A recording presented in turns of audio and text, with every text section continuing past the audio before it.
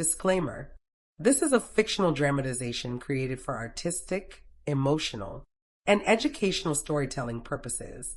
All characters and events are entirely fictional and created using AI tools.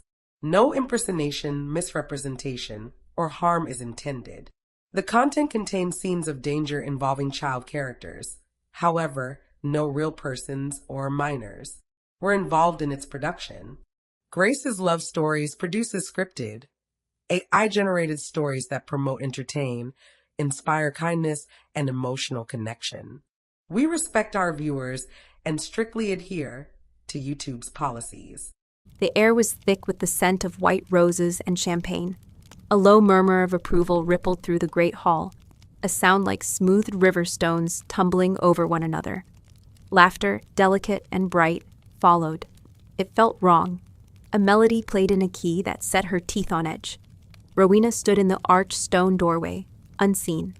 Her heart was a frantic drum against her ribs, a wild, panicked rhythm that fought the placid elegance of the scene before her. She had come to find him. She had felt the dull, persistent ache of the bond pulling her here, a thread of connection that had felt frayed, distant. Now she knew why. He was there, her mate, Lorien, on one knee. The sight stole the breath from her lungs. It was a clean, sharp theft, leaving a hollow ache where air used to be. The world narrowed to that single, impossible picture.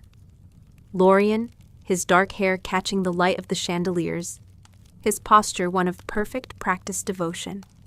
Before him, a young she-wolf, her face a painting of breathless joy. Ela, barely 20 summers old, with eyes the color of a spring sky. And in Lorien's outstretched hand, a ring, a small, perfect diamond held in a cradle of white gold. It glittered, winking with 1,000 tiny promises, promises he had already made to someone else. To her, the mating bond, the one they'd shared for a decade, pulsed between them. It wasn't a gentle warmth. It was a spike of agony, a phantom limb screaming with pain. She could feel his elation through it, his hope, his focus, all of it directed at another woman. It was a violation, a deep soul-level betrayal that made her want to vomit.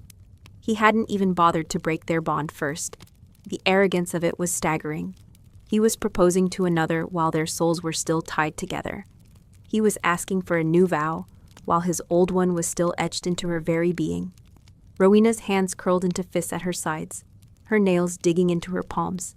The sting was grounding, a small, sharp truth in a room full of beautiful lies.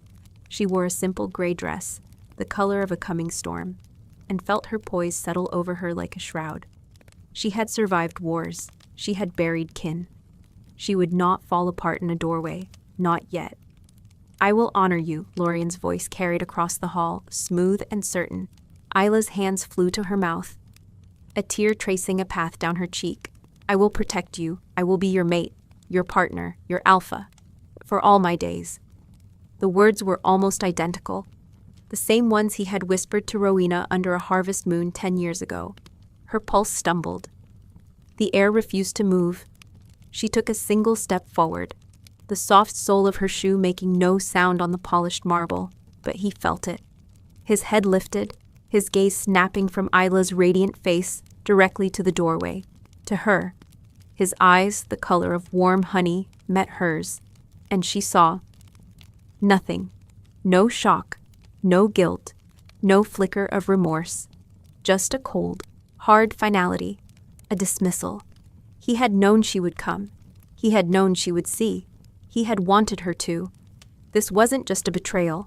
It was a public execution. The whispers began then, a serpent's hiss slithering through the crowd. Heads turned, eyes widened. The scent of shock and pity filled the air, cloying and thick. They saw her, the alpha's mate, standing alone while her alpha chose another. The story was written on their faces. The old one, cast aside for the new.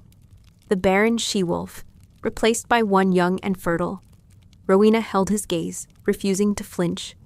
She would give him nothing, not a tear, not a gasp. Her pride was a shield, forged in fire and loss, and it was the only thing she had left.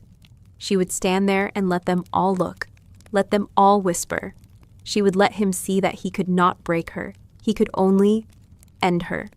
He turned back to Isla, a small, cruel smile touching his lips. He was showing her and everyone else how little Rowena mattered. "Isla Vance," he said, his voice ringing with false sincerity. "Will you accept my vow?"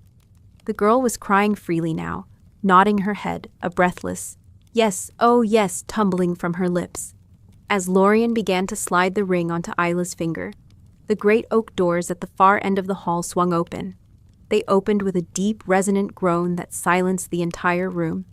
2 royal guards in black and silver liveries stood at attention, their faces impassive. Between them, a figure emerged from the shadows of the corridor, his presence sucking the very warmth from the air. It grew colder, heavier. The Alpha King had arrived. King Darian Velhart was not a man. He was a force of nature, a myth clad in dark leathers, taller than any wolf she had ever seen, with shoulders broad enough to carry the weight of his kingdom. Scars mapped the hard planes of his face, one trailing from his temple and disappearing beneath the collar of his tunic. His hair was the color of iron, his eyes a chilling, piercing silver that missed nothing. He moved with the predatory grace of a great wolf, silent and absolute. The scent that rolled off him was of pine after a lightning strike, of cold mountain air and ancient power. The hall, moments before filled with whispers and champagne-fueled chatter, fell into a tomb-like silence. Even the breath seemed to catch in 100 throats at once. Everyone bowed their heads. Everyone but Lorien, still kneeling, and Rowena, frozen in her doorway. The king's gaze swept the room, taking in the scene with an unnerving stillness. His eyes passed over the kneeling Alpha, the weeping girl, the glittering ring. He stopped. His focus shifted, moving with deliberate slowness until it landed on Rowena. He saw her, not just her presence, but the rigid set of her jaw, the tremor in her clenched fists, the agony she was trying so desperately to conceal behind a mask of ice. He looked at her, and for the first time all night, she felt seen. Darian Velhart stopped mid-stride. The weight of his attention was a physical thing, a pressure against her skin. He looked from Lorien, his expression unreadable, to the ring still halfway onto Isla's finger. Then his silver eyes returned to Rowena, and something dangerous flickered in their depths. His voice, when he spoke, was not loud, but it echoed in the profound silence, each word a heavy stone dropped into a still pond. "Tell me," he began. The sound a low, rumbling growl that vibrated through the floorboards. "Whose mate did I just bless?" The question hung in the air, sharp and lethal as a shard of glass. It wasn't a question of ceremony. It was an accusation. A judgment. Lorien froze, his hand hovering over Isla's. He slowly rose to his feet, a flicker of fear finally breaking through his arrogant composure. He had not expected the king. He had planned this for a festival day, a day of celebration, never imagining the alpha of all alphas would grace his hall for a simple betrothal blessing. And in that moment of frozen terror, the bond snapped. It wasn't a gentle fading. It was a violent, visceral tear, a whip crack of pure energy inside her chest, a sound that only she and Lorien could hear. The pain was blinding, a white-hot agony that ripped through her soul, stealing her breath and buckling her knees. She gasped, a raw, wounded sound torn from her throat. The connection that had been a part of her for a decade, the hum of his presence, the echo of his emotions, was gone. In its place was a void, a cold, gaping emptiness that was somehow worse than the pain. It was a death, an amputation of the spirit. She stumbled back a step, one hand flying to her chest, pressing against the place where the mark, now dying, lay hidden beneath her dress. It was burning, a brand of shame turning to ash beneath her skin. Lorien paled, his own hand instinctively going to his chest. He had felt it too, the severing, forced by the king's absolute authority and the sheer power of his will. The king had not asked a question. He had passed a sentence. The truth shattered the wedding. Isla looked from Lorien's ashen face to Rowena's trembling form, her joyful tears turning to tears of confusion and horror. The crowd stared, mouths agape, the scandal now a catastrophe witnessed by their king. But Rowena couldn't look at any of them. Her eyes were locked with the king's. His silver gaze held her, steady and unyielding, across the ruins of her life. There was no pity in his eyes. There was something harder, something ancient and unreadable. He had seen her humiliation, her betrayal, her breaking. He watched her break, and he did not look away. Silence. A thick, suffocating blanket of it fell over the hall. The king's words still hung in the air, vibrating with an authority that was absolute. The scent of roses was gone, choked out by something sharp and metallic. The smell of fear, Rowena's breath came in ragged, shallow bursts. The pain in her chest was a living thing, a clawed creature tearing at the place where her bond used to be. The emptiness that followed was worse, a raw, hollowed-out cavern where a part of her soul had been ripped away. She could feel the stares of the pack, 100 pairs of eyes branding her with pity and morbid curiosity. She was a spectacle. The cast-off mate, the barren alpha female whose worth had just been declared null and void in front of a king. Elorian finally moved. He scrambled to his feet, his face the color of ash. He took a half-step toward the king, his hands raised in a gesture of placation. "Your Majesty," he began, his voice thin and strained, a pathetic imitation of his usual commanding tone. "This is a misunderstanding, a private pack matter." The king did not even turn his head. His silver eyes remained locked on Rowena, pinning her in place. The intensity of his gaze was a physical weight, holding her upright when her legs threatened to give way. "A private matter?" The king's voice was dangerously soft now, a low rumble that promised violence. "The sanctity of a mating bond is not private, Alpha Cadell. It is law. My law." He spoke the last two words with a chilling finality. The temperature in the hall dropped another 10 degrees. Lorien flinched as if struck. She is barren," he stammered, the words spilling out of him in a desperate, ugly rush. He was justifying himself, defending his treachery to his king. For 10 years, no heir. The pack needs a future, and Alpha needs a legacy. He gestured toward Isla, who stood frozen, the ring still not on her finger, her face streaked with tears. "Isla can provide that." Each word was a fresh blade twisting in Rowena's gut. He was laying her bare, stripping away her dignity, and announcing her greatest failure to the entire world. The whispers in her own pack had always been there, quiet and insidious. The barren Luna, a winter wolf, cold and empty. But to hear it from him, used as a weapon to excuse his betrayal, it was a new kind of agony. Rowena pushed herself up. Her body screamed in protest. Her legs trembled, weak and unsteady. But she forced them to obey. She would not kneel in the ruins of her life, not for him, not for anyone. She rose, her spine straightening inch by painful inch, until she stood tall. Her chin lifted. Her storm-gray eyes, though shimmering with unshed tears, were clear and defiant. She met the king's gaze again. Let him see the pain, yes, but let him also see the steel beneath it. A flicker of something unreadable passed through the king's silver eyes. It wasn't pity, it was appraisal, a grudging respect. He finally turned his head, a slow, deliberate movement to face Lorien. The full weight of his power, of his infinite rage, fell upon her former mate. "You speak of legacy," King Darien said, his voice a low, lethal purr. "You broke a sacred vow in my presence. You dishonored your mate, your pack, and your king. That is the only legacy you have secured today, Alpha Cadell."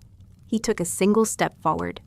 The sound of his boot on the marble floor was like the crack of a whip. Lorien shrank back, all his alpha authority dissolving into nothing. He was just a male, terrified and exposed before his god. "The punishment for this transgression is death," the king stated, his tone conversational, as if discussing the weather. "But your pack has already been destabilized by your weakness. Killing you now would only invite chaos." A collective silent gasp went through the crowd. "So I will show you mercy," the king continued, a cruel smile touching the edge of his scarred lips. "Your new union is not blessed. It is cursed. You will have the heir you so desperately crave. But he will never be Alpha. Your bloodline's claim to this pack ends with you. From this day forward, Cadell is a name that will be forgotten." The judgment was absolute. Worse than death. It was the erasure of a bloodline, the ultimate humiliation for an alpha. Lorian's face contorted in horror. He opened his mouth to protest, but no sound came out. The king had already turned away, dismissing him as if he were less than dust. The king's gaze swept over the silent, terrified crowd, and then, once more, it came to rest on Rowena. He started walking toward her. The crowd parted before him like the sea. Shamed wolves bowing their heads, not daring to meet his eyes. Each step he took was deliberate, measured. The sound of his boots echoed in the cavernous hall, a slow, predatory rhythm that matched the frantic beat of Rowena's heart. The air grew thick, heavy with his scent of pine and cold, clean ice. He was a mountain moving toward her, a winter storm personified. She held her ground, her fists clenched so tight her knuckles were white. She could feel the phantom ache where the bond used to be, a cold draft blowing through her soul. He stopped directly in front of her. She had to tilt her head back to meet his eyes. He was immense, a monolith of power and scarred flesh. Up close, the silver of his eyes was mesmerizing, like chips of the moon itself. They held no warmth, only a profound, ancient stillness. He looked at her, and she felt as if he could see every scar she carried, inside and out. "Rowena Marcrest," he said. Her name on his lips was a strange thing, not a curse, not a judgment, just a fact. She could only nod, her throat too tight for words. His gaze dropped to the pulse hammering at the base of her neck. Then to her clenched hands, he saw the tremor she couldn't control. "Your mate has forsaken you," he stated, his voice a low vibration that seemed to travel straight through her bones. "Your pack has watched you be dishonored. There is nothing for you here now but whispers and shadows." He was right. The truth of it was a bitter poison on her tongue. She was an outcast in her own home. A Luna, with no alpha, a wolf with no bond. She was nothing. He leaned in closer, his voice dropping so low that only she could hear it. The scent of him was overwhelming, clean and wild. It made the wolf inside her, a creature she hadn't felt in years, stir in the depths of her being. "But a bond broken by a king's word is a unique thing," he murmured, his breath a ghost of warmth against her ear. "It leaves an echo, a space waiting to be filled." Her breath hitched. What was he saying? He pulled back, his silver eyes searching her face, looking for something she couldn't name. The hall remained utterly silent, every wolf holding their breath, waiting for their king's final move. He had judged Lorien. He had judged the pack. Now he would judge her. His expression was unreadable, carved from stone and shadow. Then he spoke, and his voice once more filled the hall, clear and absolute, leaving no room for argument or appeal. "You will gather your things," he commanded, his gaze never leaving hers. "You are coming with me." The king's words were not an invitation. They were a decree. Rowena stood frozen, the command echoing in the stunned silence of the great hall. Coming with him? Where? Why? Her mind, still reeling from the violent severing of her bond, couldn't form a coherent thought. All she knew was the crushing weight of 100 pairs of eyes on her, and the suffocating presence of the Alpha King standing so close she could feel the heat radiating from his body. His scent was grounding, a strange anchor in the swirling chaos of her emotions. Pine and winter and something else, something primal and ancient that spoke to the deepest parts of her. It was a scent of absolute authority. She found her voice, though it was a mere whisper, cracked and raw. "Your Majesty." He didn't answer her question. He simply held her gaze, his silver eyes intense, demanding. There was no room for debate in that look. He had spoken, and so it would be. He was the king. His word was law. His will the force that shaped their world. He turned slightly, his gaze sweeping over the cowering members of her pack. She will be given 1 hour. She will be accompanied to her quarters and allowed to take only what she can carry. No one. He let the word hang in the air, a chilling threat. Will speak to her. No one will touch her. She is under my protection now. The finality in his tone was absolute. He had claimed her, not as a mate, not as a prize, but as something. A piece on a chessboard he was now rearranging. She was no longer Rowena Marcrest of the Cadell pack. She was a ward of the king.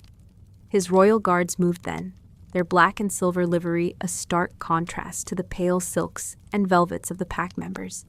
They flanked her without a word, their faces impassive granite. One stood slightly ahead, clearing a path through the throng of wolves who scrambled to get out of the way. They wouldn't even meet her eyes now. She was tainted by the king's shadow.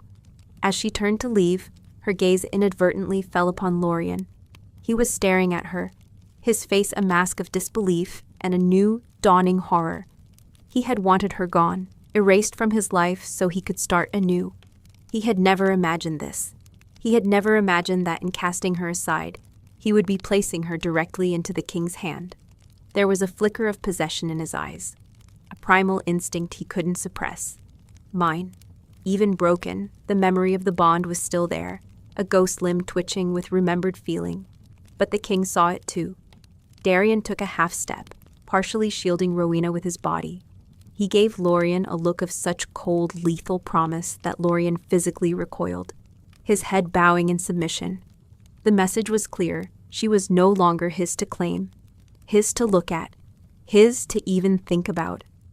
Rowena felt a strange, hollow pang. It wasn't love. That had died long ago, withered from neglect. It was the last dying echo of a decade of her life, a life that had just been declared over. She walked, one foot in front of the other. The guards moved with her, their footsteps a heavy rhythmic counterpoint to the frantic, silent screaming in her own mind. The journey through the keep, her home for 10 years, was a walk through a graveyard of memories. The tapestry of the great hunt in the main corridor where she and Lorien had stood, newly mated, accepting the pack's blessings. The window seat overlooking the northern ridge, where she'd spent countless hours reading, waiting for him to return from patrols. Each corner, each stone, held a ghost. Her quarters were just as she'd left them, impersonal, tidy. The rooms of a Luna who was more of a glorified housekeeper than a cherished mate. There was little of her own personality here. Lorien had never wanted her to change anything from his mother's time. She moved numbly, pulling a single leather satchel from the wardrobe. What did she own that was truly hers? Her mother's silver locket, a few worn books of poetry, a spare tunic and leggings. Everything else, the gowns, the jewelry, were gifts from the pack. Gifts to the Luna, not to Rowena. They belonged here, in this life that was no longer hers. She packed mechanically, her hands moving while her mind drifted in a fog of shock. The burning on her chest had subsided to a dull, constant ache. It felt like a brand, a permanent mark of her shame. She ran her fingers over the fabric of her dress, tracing the spot above her heart where the Alpha's mark had been. Now it was just scarred tissue, a place where something had been torn out by the roots. The echo the king had spoken of. She could almost feel it, a subtle resonance in the emptiness, a hollowness that seemed to hum with a strange, latent energy. It was unsettling, frightening. The hour passed in a blur. When the guard knocked softly on her door, she was ready. She slung the light satchel over her shoulder and took one last look around the room. There was no sadness, no nostalgia, only a profound and weary sense of release. She was leaving a cage. She didn't know if she was walking into another one. When she returned to the great hall, it was nearly empty. The terrified guests had scattered. Only Lorien, Isla, and the pack elders remained, standing before the king like prisoners awaiting their final sentence. Darien stood by the great hearth, one hand resting on the stone mantle. He looked up as she approached, his silver eyes tracking her every movement. He gave a slight nod, a silent acknowledgement. He pushed off the mantle and strode toward the main doors without a word. His guards fell into step behind him, and Rowena, with no other choice, followed. She was a leaf caught in the current of his will. Outside, the air was cold and crisp. The sun was setting, painting the sky in brutal shades of orange and violet. 3 massive black horses stood waiting, their breath misting in the twilight. They were war horses, bred for strength and stamina, their eyes intelligent and wild. A fourth, a slightly smaller but equally formidable mare, was held by a groom. For her. The king swung himself into his saddle in one fluid, powerful motion. He looked down at her, his expression unreadable in the dying light. "Can you ride?" he asked. It wasn't a question of her ability, but a simple statement of fact. "Yes, your majesty," she replied, her voice steady. She approached the mare, murmuring a soft word and running a hand down its powerful neck. The horse nickered, nudging her hand, sensing the wolf within her. Riding was one of the few freedoms she had been allowed, a way to feel the wind and escape the suffocating confines of the keep. She mounted with practiced ease, settling into the saddle. The leather was cold, the air sharp against her face. She looked back at the home she was leaving behind and felt nothing. A vast, terrifying, liberating nothing. The king urged his horse forward, and they set off at a steady pace, away from the Cadell lands, away from her past. They rode in silence, flanked by the guards. The only sound the rhythmic thud of hooves on the hard-packed earth and the whisper of the wind through the pines. The sky bled from purple to indigo, and the first stars began to prick the darkness. The moon, a perfect silver disk, rose above the trees, bathing the landscape in its ethereal glow. It was under the light of that same moon that she felt it. A pull. It wasn't like the bond with Lorien, which had been a constant, familiar hum in the background of her life. This was different, sharper, a distinct, almost magnetic tug originating from the scarred place on her chest, from the echo. Her head snapped up, her eyes seeking the king. He was riding just ahead of her, his broad back a formidable silhouette against the moonlight. He sat his horse as if he were born to it, a part of the wild landscape. As if sensing her gaze, he turned his head slightly, and his silver eyes met hers across the short distance. He knew, he could feel it too. The echo of her broken bond wasn't just an empty space. It was a beacon, and it was calling to him. A dangerous, unspoken question hung in the cold night air between them. A connection, forged in humiliation and royal decree, was beginning to form, thin and fragile as a spider's thread, but undeniably there. The mark beneath her skin began to burn. The burning was a low, insistent fire beneath her skin. It was nothing like the searing agony of the bond breaking, nor the warm glow of its creation 10 years prior. This was something else entirely. A strange, invasive heat that seemed to radiate from the scarred tissue over her heart. A phantom limb tingling back to life. It pulsed in time with the thud of the horse's hooves, a relentless rhythm that traveled up her spine and settled at the base of her skull. She couldn't look away from him. The king's silver eyes held hers, a silent conversation passing between them in the cold moonlight. There was no surprise in his gaze, only a grim, knowing acknowledgement. He had known this would happen. He had spoken of the echo, of a space waiting to be filled. He had orchestrated this. But why? He finally turned his head forward, breaking the connection, and the burning lessened to a dull throb. Rowena released a breath she hadn't realized she was holding, her fingers tightening on the leather reins. The mare beneath her shifted, sensing her unease, its ears twitching. The world was too quiet. The guards were phantoms on either side of them, their presence felt but not heard. The forest was a place of deep shadows and silvered edges, the ancient pines standing like silent sentinels.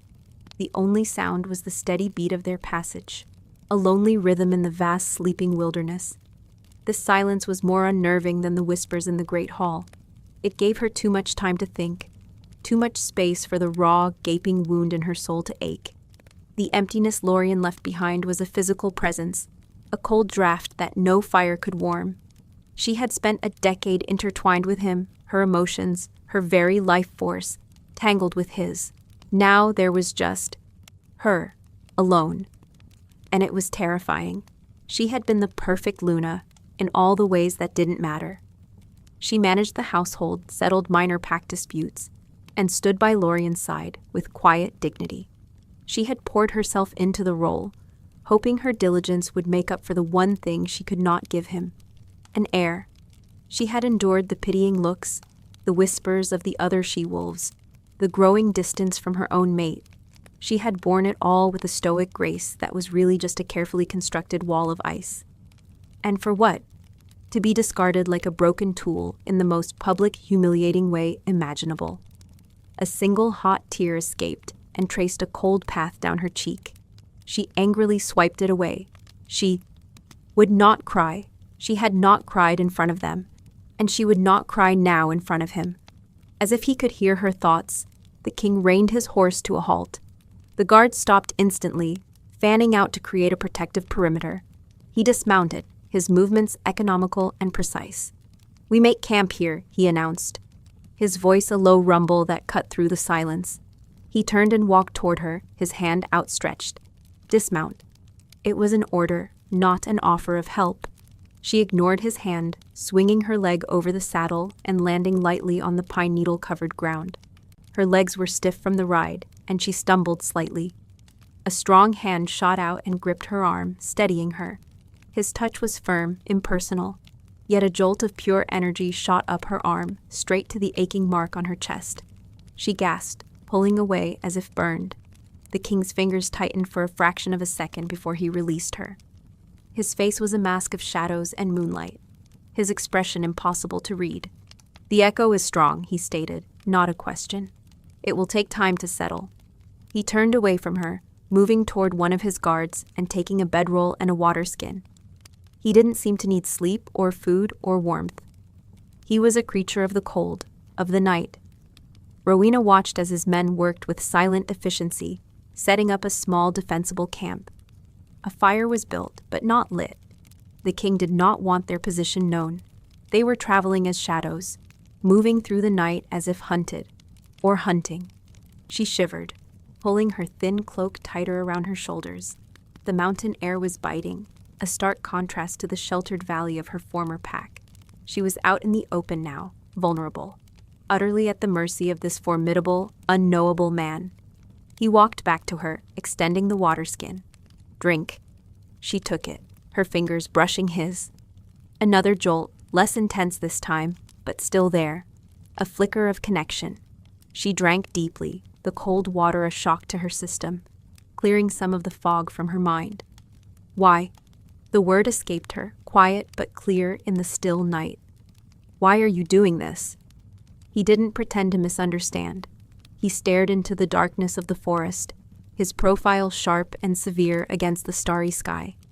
"Lorien Cadell is a fool, a weak alpha who values pride over honor. His insult to the sanctity of the bond was an insult to me and to the laws that hold our world together. It could not go unanswered." "So this is about politics?" she asked, a bitter taste in her mouth. "I am a message. A pawn to punish him?" "You are no one's pawn," he said, and for the first time, his voice held a trace of something other than command. It was steel, a hard, unyielding certainty. He turned to face her fully, and the intensity in his silver eyes made her take an involuntary step back. "I saw you," he said, his voice low. "In that hall, he tried to break you in front of your people, and you stood. You did not weep. You did not plead. You met his betrayal with silence and steel. That is not the mark of a pawn." His words struck a chord deep inside her, a place that had felt numb for years. He had seen her strength, not just her humiliation. He had looked past the rejected mate and seen the survivor. It was a validation she hadn't known she so desperately needed. "What is it you want from me?" she asked, her voice stronger now. He was silent for a long moment, his gaze searching her face. "There is a sickness in the packs, Rowena, a rot of ambition and broken oaths. Lorien is a symptom, not the disease. The old ways are being forgotten. The bonds are treated as contracts that can be broken for convenience or personal gain." He took a step closer, the cold air crackling between them. The first bond, the one forged between the first wolf and the moon, was a promise, a sacred oath. When that oath is broken, the world falls out of balance. My world. He reached out, his gloved fingers hovering just over the mark on her chest, not touching, but so close she could feel the heat of his skin through the leather. The burning intensified. A frantic, desperate pulse. This echo you feel, it is a wound in the fabric of that world, a tether that has been cut, now whipping in the wind, seeking an anchor. Her breath caught in her throat. An anchor. An alpha, he clarified, his voice dropping to a gravelly whisper. A bond must be answered by a bond. An alpha's mark must be claimed by an alpha. It is the law of our nature. If left unclaimed, it will fester. It will drive you mad with grief and longing until your own wolf fades to nothing. The blood drained from her face. She had heard whispers of such things. Mates who lost their other half in battle and simply gave up. Their inner wolves would lie down and refuse to rise, and the shifter would follow soon after. A death of the soul. Lorien broke the bond, she said, her voice trembling. No other alpha will. No one would claim another's rejected mate. The shame of it was a physical weight. She was damaged goods, tainted. I am not just another alpha, he said, his voice dropping to a low growl that vibrated through her very soul. I am the king. And then he did touch her. His fingers pressed against the fabric of her dress, directly over the scar. It was not a gentle touch. It was a claim, a brand of heat and power that seared through the layers of cloth and skin, sinking deep into her bones. The burning erupted into a blinding flash of white-hot energy. She cried out, stumbling back, but he held her fast, his other hand gripping her arm. She was suddenly drowning in sensation, not hers, but his. The scent of pine and ice intensified until it was all she could breathe. She felt the immense, crushing weight of his responsibility, the loneliness of his crown, the ancient, barely tamed power of the beast that dwelled within him. It was terrifying and vast, a force of nature that could shatter mountains. And in the heart of that storm, she felt its focus, on her. The echo inside her, that chaotic, empty void, surged toward his touch. It was a starving thing, desperate for the power, the stability, the sheer alpha presence he was pouring into her. It wasn't a choice. It was instinct, a law of their shared nature that was older than any king, older than any pack. His eyes burned with a silver fire.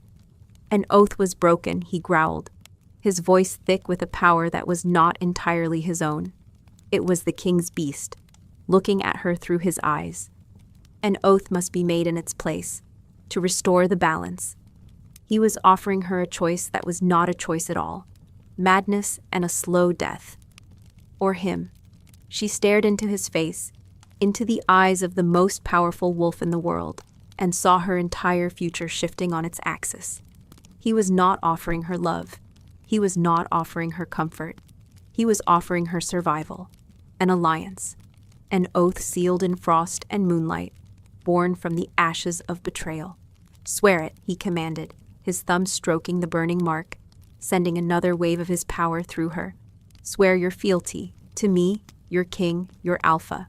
Her own wolf, the one that had slept in silent shame for a decade, stirred. It lifted its head, awakened by his power, by the call of an alpha worthy of the name. It recognized him. It bowed to him, and through her own lips, a single word, wrenched from the depths of her soul, answered. I swear. The word, once spoken, could not be taken back. I swear. It hung in the frozen air between them, a binding thread woven from desperation and power. The moment she uttered it, the burning in her chest flared one last time, a blinding nova of heat and energy, and then it settled. The chaotic, painful thrumming ceased, replaced by a deep, resonant hum. It was no longer an echo. It was a connection, a thin, fragile, but undeniable tether stretching from the scarred place over her heart directly to the king. He released her. Rowena staggered back, her hand flying to her chest. The area felt full. The gaping wound was no longer bleeding out into the void. It had been cauterized, sealed by his power, his claim. It wasn't the warm, all-encompassing comfort of a true mating bond. This was different, colder, stronger. It felt like a chain, forged in ice and shadow, linking her to him. She could feel his presence, a steady, immense weight at the edge of her senses, a mountain that was now her anchor. The king watched her, his silver eyes narrowed, studying her reaction. The raw, primal power that had blazed in his gaze receded, banked like embers, leaving the cold, calculating ruler in its place. He had achieved his objective. Balance, as he called it, had been restored. "It is done," he said, his voice devoid of emotion. He turned away from her, as if the monumental event that had just transpired was a mere transaction, a piece of business concluded. He walked to the unlit fire pit, his back to her. "Get some rest. We ride at dawn." Rest? How could she rest? Her entire world had been dismantled and reassembled into a shape she didn't recognize, all in the course of a single evening. She was no longer a rejected mate, adrift and useless. She was sworn, bound to the Alpha King. She sank to the ground, her back against the rough bark of a pine tree, pulling the thin bedroll he'd given her over her legs. The forest floor was cold and hard, a stark reminder of her new reality. There were no soft beds, no warm hearths, only the unforgiving wilderness and the even more unforgiving presence of her new master. She could feel his awareness of her, even with his back turned. It was a constant, low-level pressure against her senses. He was not ignoring her. He was observing, gauging her.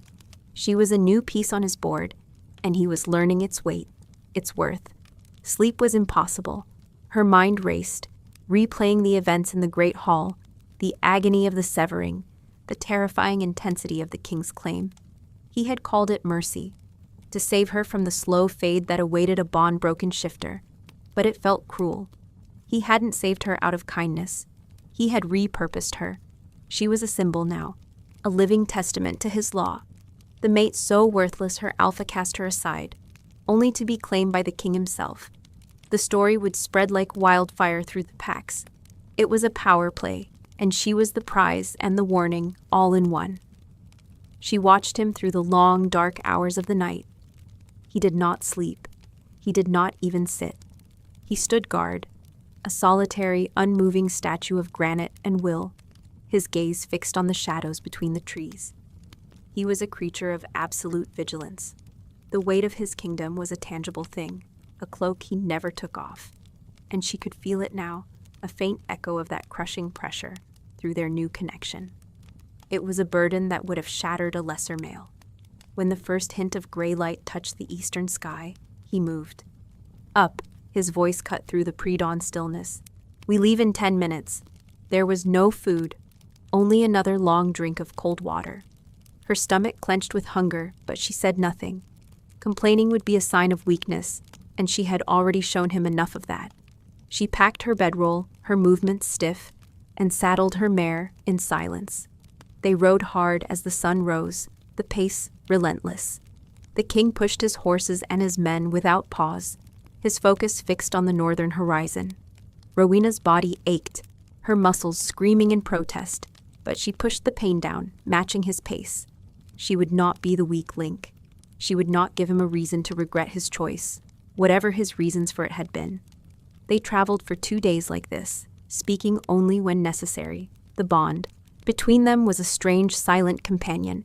It was not emotional, it was functional. Through it, she could sense his unwavering resolve, his deep, unshakable certainty. But she could feel nothing of the man himself. No joy, no sorrow, no anger. Only the immense, controlled power of the king. It was like being tied to a glacier. On the third evening, they crested a high ridge, and she saw it. His fortress. It wasn't a castle of elegant spires and graceful lines. It was a brutalist masterpiece of gray stone and iron, carved directly out of the side of a mountain. It looked less like it had been built, and more like it had been clawed from the rock by some great primordial beast. Towers like broken teeth bit at the sky, and a single heavily fortified road snaked its way up the treacherous slope. This was not a home. It was a bastion, the heart of a warrior king's power. The air grew colder as they ascended, the wind a sharp biting thing that smelled of snow and stone. As they passed under the massive iron portcullis, the guards on the battlements did not cheer or shout a welcome. They slammed their fists over their hearts in a silent, synchronized salute. It was a gesture of absolute, unwavering loyalty. The courtyard was a place of stark functionality, a training ground, a forge, an armory. Everything was stone and steel, built for war. There were no she-wolves tending gardens, no children playing, only warriors, hard-faced and scarred, who stopped their work to salute their king, and to stare at her. Their eyes were curious but disciplined. They looked at her, the strange she-wolf riding at their king's side, and their gazes were sharp, assessing. They could scent her past, the faint, lingering trace of another pack, another alpha, and they could surely sense the new, strange bond that tied her to their king. Darian dismounted, tossing his reins to a waiting stable hand. He walked to her side, his presence commanding the attention of the entire courtyard. "This is Rowena Marcrest," he announced, his voice echoing off the stone walls. "She is under my protection. She will be afforded the respect due to one who has my favor. Her word is my word. Defy her, and you defy me." It was a stark, public declaration. He was integrating her into his world, giving her a status she hadn't earned, a power she didn't understand. She saw the flicker of surprise in some of the warriors' eyes, the quick, calculating glances they exchanged. An older male, his face a roadmap of scars and his hair more silver than iron, stepped forward. He had the quiet, unshakable authority of a second-in-command. "My king," he said, his voice a low gravel. "The northern emissaries have arrived. They are waiting in the throne room." Darian nodded. "I will see them." He turned his gaze back to Rowena. For a moment, she thought he would leave her there, alone and adrift in this sea of hardened warriors. But he hesitated. His silver eyes met hers, and through the bond, she felt a flicker of something, a conflict. His duty was pulling him toward the throne room, but the new, unfamiliar bond was pulling him toward her. He had tied her to him, and now he was responsible for her. It was a complication he clearly hadn't fully anticipated. He made a decision. "Kaelin," he said to the scarred warrior, "see that she is given quarters, the queen's wing." A shocked silence fell over the courtyard. Kaelin's eyes widened for a fraction of a second before his stoic mask slammed back into place. The queen's wing. The words were a thunderclap. Those chambers had been sealed for 50 years, since the death of Darian's mother. No one had been permitted to enter. To place her there was not just giving her lodging. It was a statement so profound, so laden with meaning, that no one could misinterpret it. Darian turned to her, his voice lowering so only she could hear. "You are tired. Rest. We will speak later." Without another word, he swept past her and strode toward the main keep, his black cloak billowing behind him like the wings of a great bird of prey. Kaelin approached her, his expression carefully neutral, but she could see the storm of questions in his eyes. "This way, my lady," he said, his tone respectful, but laced with a wary curiosity. She followed him into the heart of the fortress, her light satchel feeling ridiculous in this place of stone and iron. He led her up a winding staircase, through halls that were bare of any decoration save for ancient battle standards hanging like silent ghosts on the walls. They arrived before a set of massive oak doors, bound in black iron, with no handles on the outside. They were sealed. Kaelin placed his hand on the wood, and Rowena watched, fascinated, as he seemed to channel his energy into it. There was a deep groaning sound from within, the sound of ancient locks and bars, long unused, being drawn back.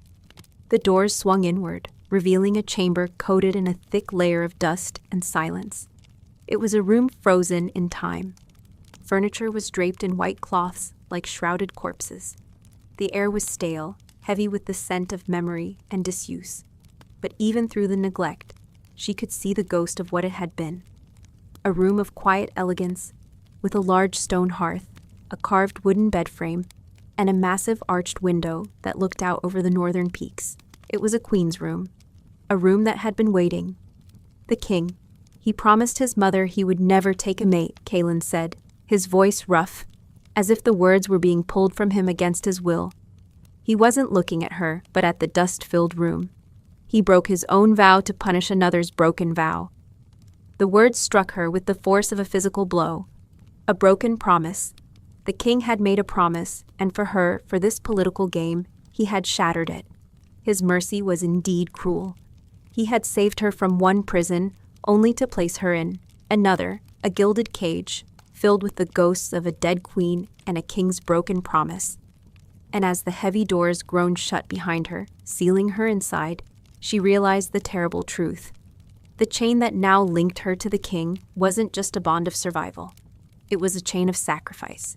His, and now, hers. The silence in the queen's wing was a living entity. It was a heavy, suffocating presence, made of dust motes dancing in the thin shafts of moonlight and the weight of 50 years of solitude. Rowena stood in the center of the chamber, her small satchel feeling utterly insignificant on the cold stone floor. The great doors had boomed shut behind her, the sound of the lock sliding back into place echoing like a final judgment. She was sealed in, a ghost brought in to haunt a ghost's room. He broke his own vow. Kaelin's words circled her like vultures. The king, the ultimate arbiter of oaths and sacred bonds, had broken one of his own, a promise made to his dying mother. The irony was a bitter, metallic taste in her mouth. He had used her to make a statement about the sanctity of vows, all while shattering one of his own. The hypocrisy was staggering.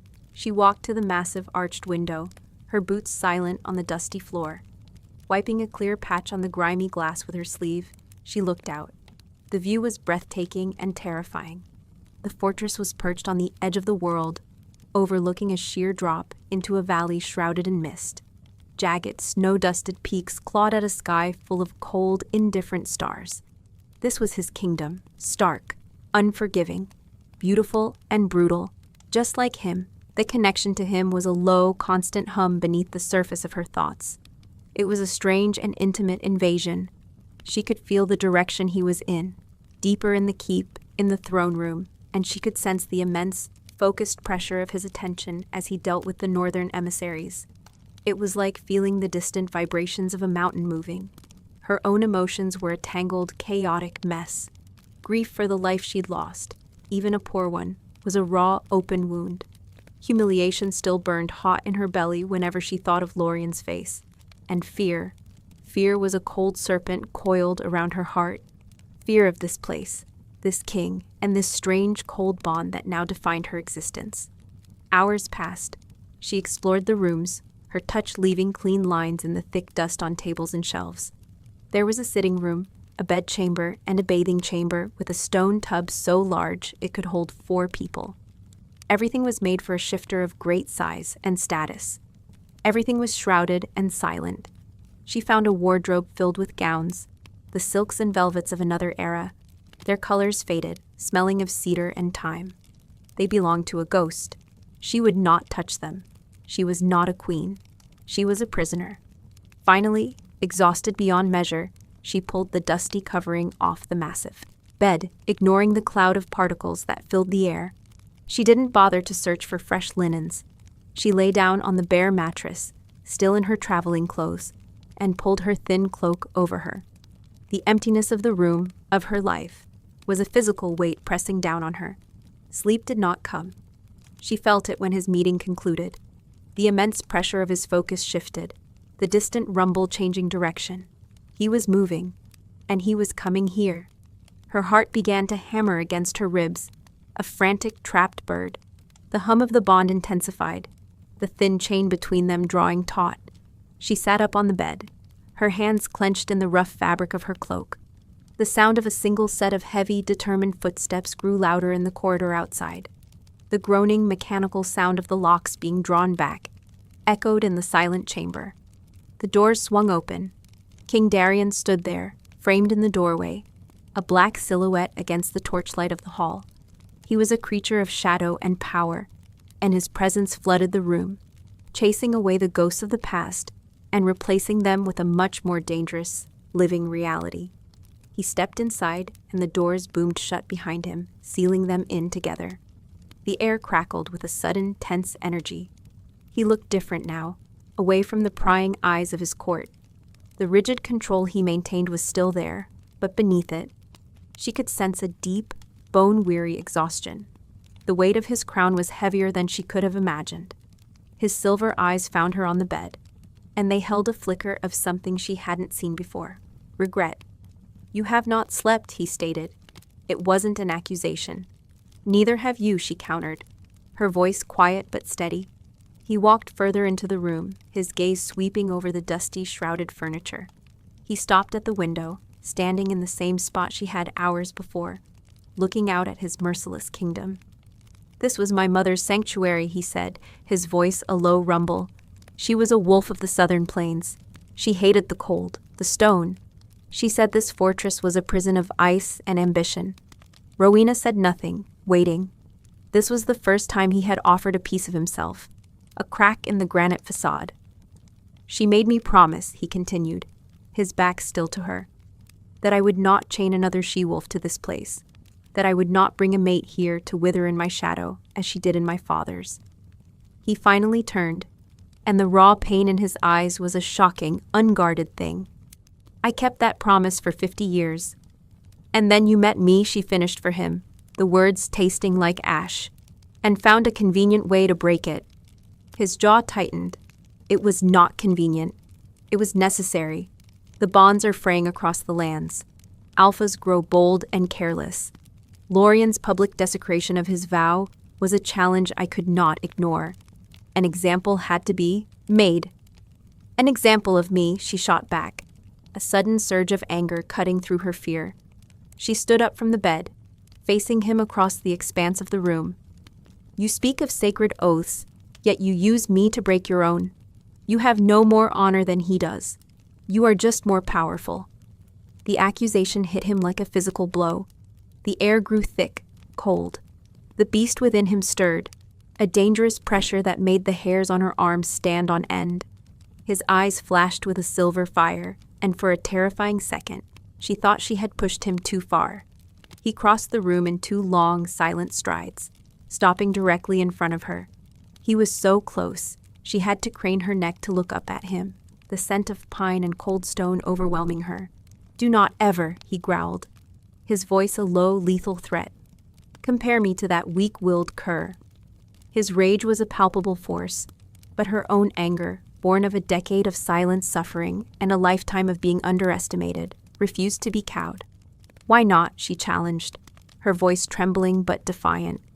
"He used me for an heir and discarded me when I failed. You use me as a political symbol to enforce your laws. You have both stripped me of my will, of my choice. You have both decided my worth. What is the difference?" He stared down at her, his expression a storm of conflicting emotions.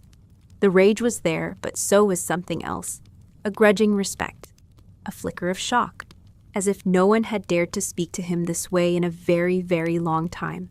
And then the storm broke. He reached out, his hand cupping the back of her neck, his thumb stroking the sensitive skin below her ear. The touch was not violent. It was possessive, absolute. A jolt of pure, unadulterated energy shot through her, straight to the core of her being. The bond between them flared, no longer a cold chain, but a conduit of raw, untamed power.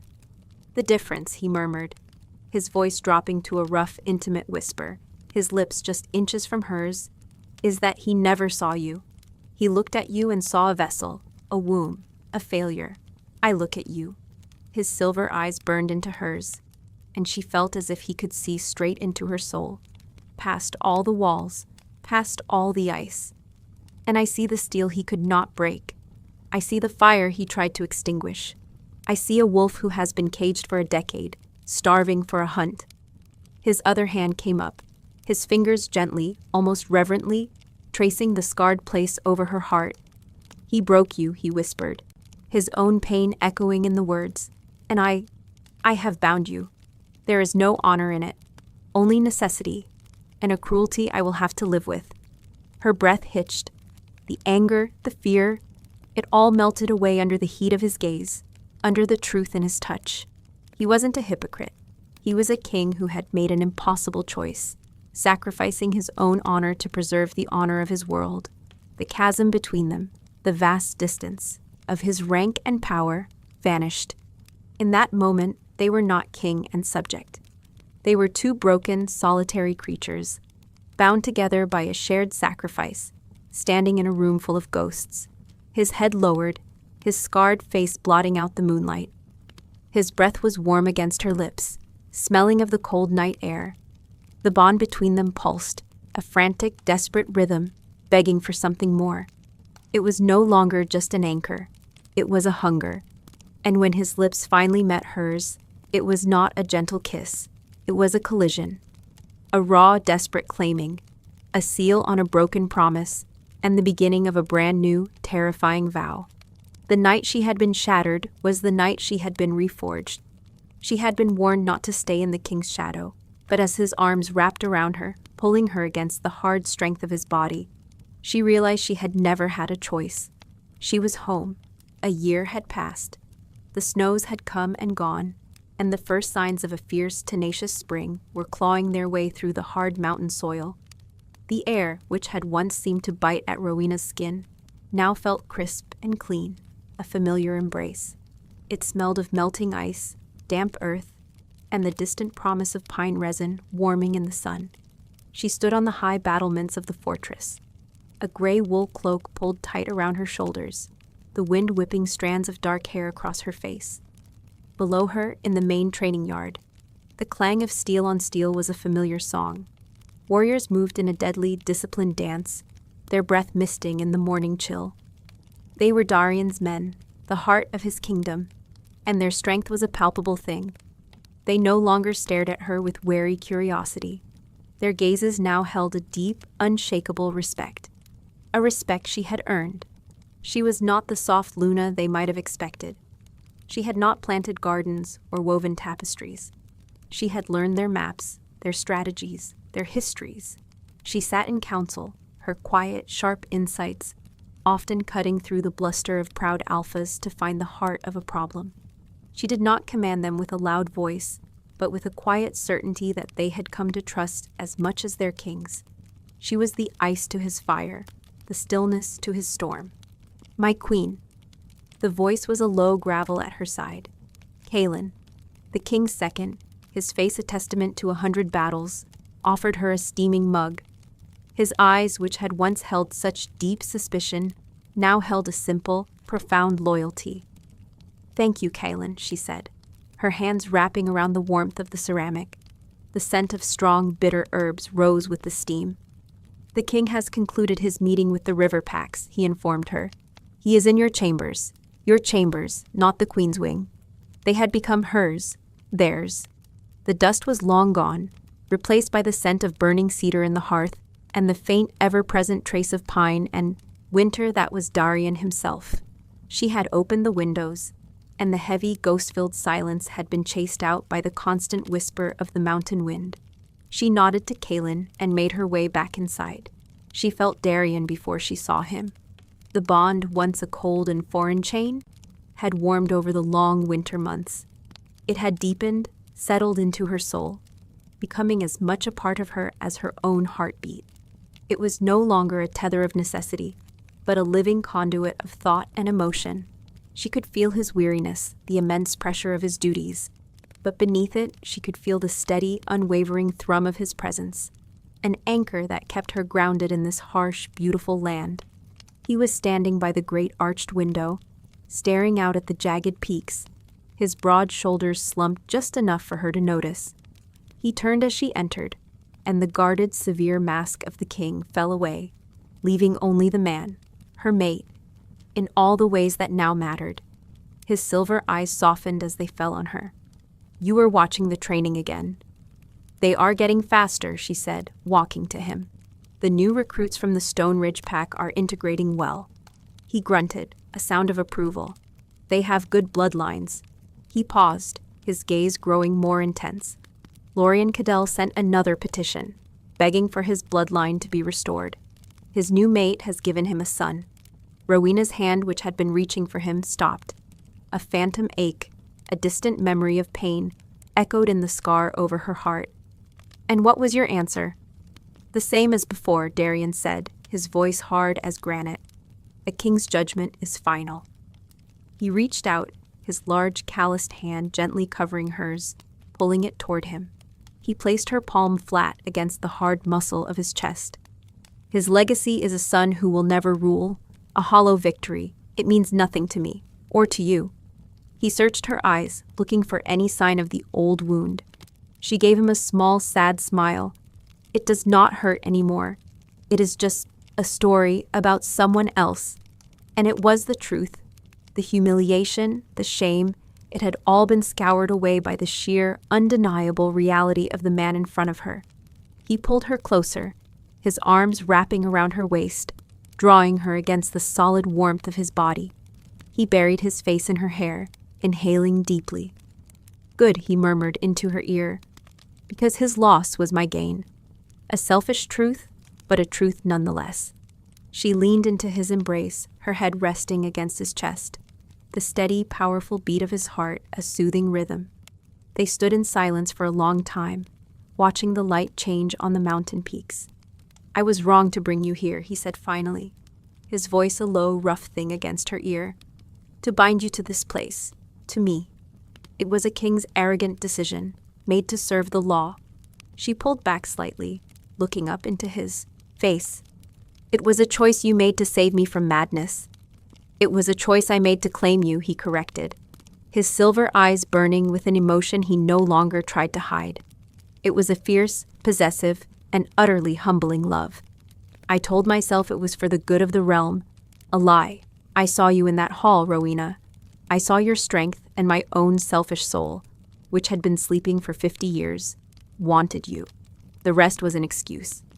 His admission stole her breath. He had never spoken of it so plainly.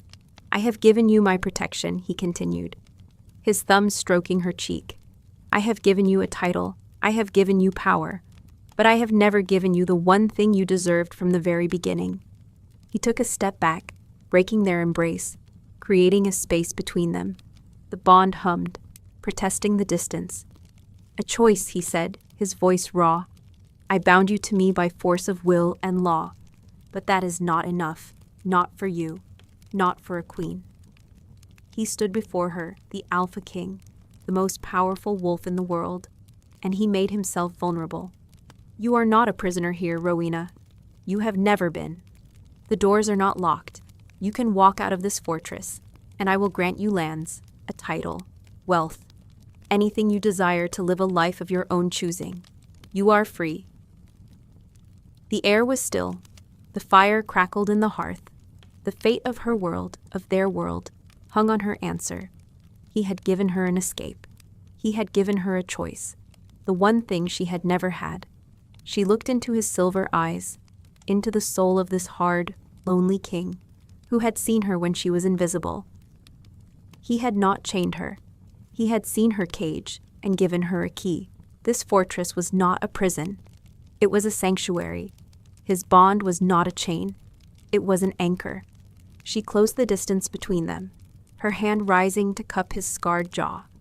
"I made my choice long ago, Darian," she whispered. "The night I swore my oath. I chose to stay the first time I saw respect in Kaelin's eyes. I chose to stay the first time I felt the weight of your crown through our bond and wished I could help you carry it." A profound, shuddering relief washed through him, so powerful she felt it as a wave through their connection. "My place is here," she said, her voice full of a certainty that came from the very core of her being. Not because of a broken promise or a forced bond, but because this brutal, unforgiving mountain. "You are my home." He pulled her into his arms then, a desperate, grateful embrace that spoke more than words ever could. He kissed her, a deep, reverent kiss full of unspoken promises and a shared future. It was not a collision this time. It was a homecoming. Later, as the first rays of the new day crested the eastern peaks, they stood at the great window. The silver light of the dawn spilled into the room, chasing away the last of the shadows. It touched their faces, illuminating the old scars and the new peace etched there. The moon had seen their scars long enough. Tonight, the dawn would watch them heal,